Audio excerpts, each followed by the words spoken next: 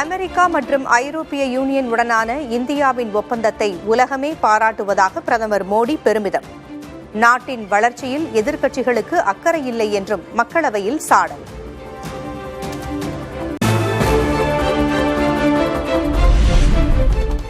காங்கிரஸ், திமுக, திரிணாமுல் காங்கிரஸ் கட்சிகளை கடுமையாக விமர்சித்த பிரதமர் மோடி, பல தசாப்தங்களாக ஆட்சியில் இருந்தவர்கள் தங்களது பாக்கெட்டுகளை நிரப்புவதிலேயே குறியாக இருந்ததாக குற்றச்சாட்டு.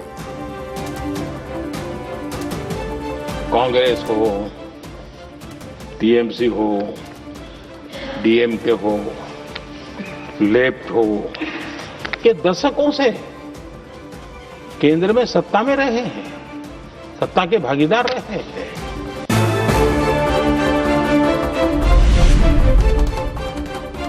இடதுசாரி தீவிரவாதத்தை ஒழித்ததால் தனக்கு சவக்குழி தோண்ட பார்க்கிறார்கள். எதிர்க்கட்சிகள் மீது பிரதமர் மோடி கடும் குற்றச்சாட்டு. मोदी की कब्र खोदने की बात, ऑपरेशन सिंदूर करते हैं, इसकी उनको परेशानी होती है और इसलिए वो मोदी की कब्र खोदते हैं.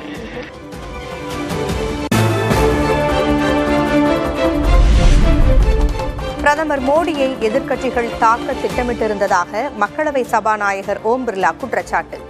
பாதுகாப்பு கருதி அவைக்கு வர வேண்டாம் என தான் பிரதமரிடம் கூறியதாகவும் விளக்கம்.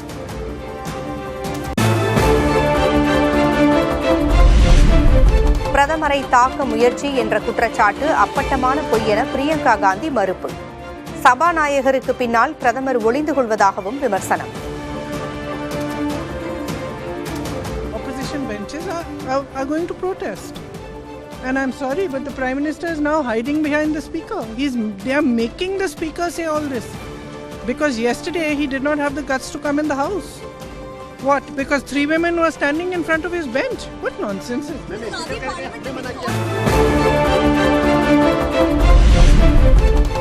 முதல்வர் தலைமையில் நடந்த அமைச்சரவை கூட்டத்தில் இடைக்கால நிதிநிலை அறிக்கைக்கு ஒப்புதல். 34,237 கோடி ரூபாய் மதிப்பிலான முதலீட்டு திட்டங்களுக்கும் ஒப்புதல் அளித்த அமைச்சரவை.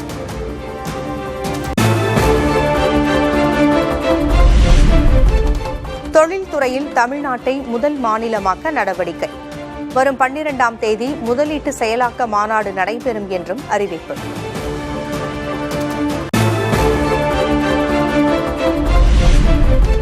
நூற்று 25 நாள் வேலை உறுதி திட்டத்தை திமுக அரசு சீர்குலைக்க முயல்வதாக எடப்பாடி பழனிசாமி குற்றச்சாட்டு.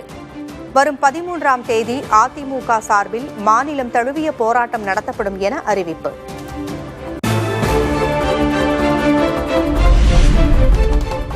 மகாத்மா காந்தி ஊரக வேலைவாய்ப்பு திட்ட பெயரை மாற்றத்திற்கு எதிர்ப்பு. செல்வ பெருந்தகை தலைமையில் பேரணியில் ஈடுபட்ட தமிழ்நாடு காங்கிரசார்.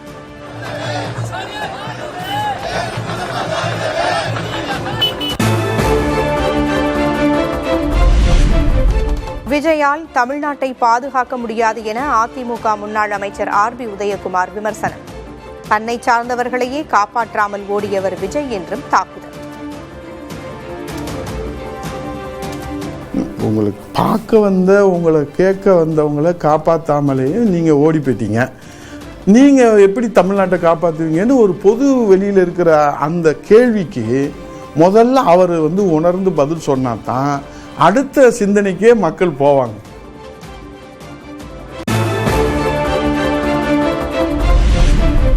சட்டமன்ற தேர்தலை ஒட்டி நாளை முதல் தேமுதிக விருப்ப மனு விநியோகம். கூட்டணி இறுதியாகாத நிலையில் தேர்தல் பணிகளை தொடங்கியது தேமுதிக.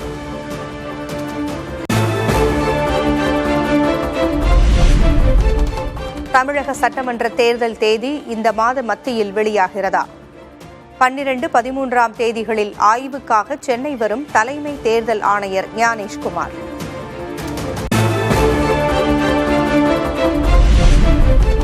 வருமான வரி பாக்கியை வட்டியுடன் செலுத்தாவிடில் ஜெயலலிதாவின் சொத்துகள் ஏலம் விடப்படும்.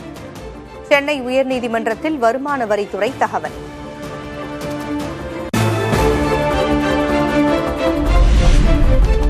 மடப்புரம் கோயில் காவலாளி அஜித்குமாரை தாக்கச் சொன்னது யார்?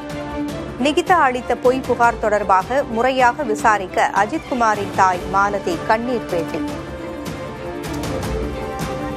பார்த்தது இந்த நிக்கிதான்ற மேடம் வந்து பொய் புகார் கொடுத்துருக்காங்க. யார் சொல்லி கொடுத்தாங்க? பெரிய இடத்துல இருந்து உத்தரவு வந்துச்சு, நாங்கள் அதனால அந்த உத்தரவு படி செஞ்சோம் அப்படின்னு இந்த போலீஸ்காரங்க 5 பேர் சொல்றாங்க. அந்த 5 பேர் வந்து பெரிய இடங்கிறது யாரு?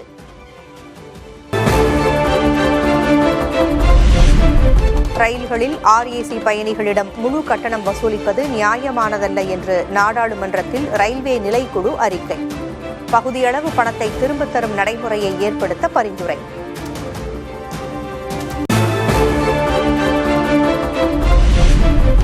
காசாவில் பல்வேறு பகுதிகளில் இஸ்ரேலிய படைகள் மீண்டும் தாக்குதல். 21 பேர் உயிரிழப்பு. கட்டடங்கள் இடிந்து சேதம்.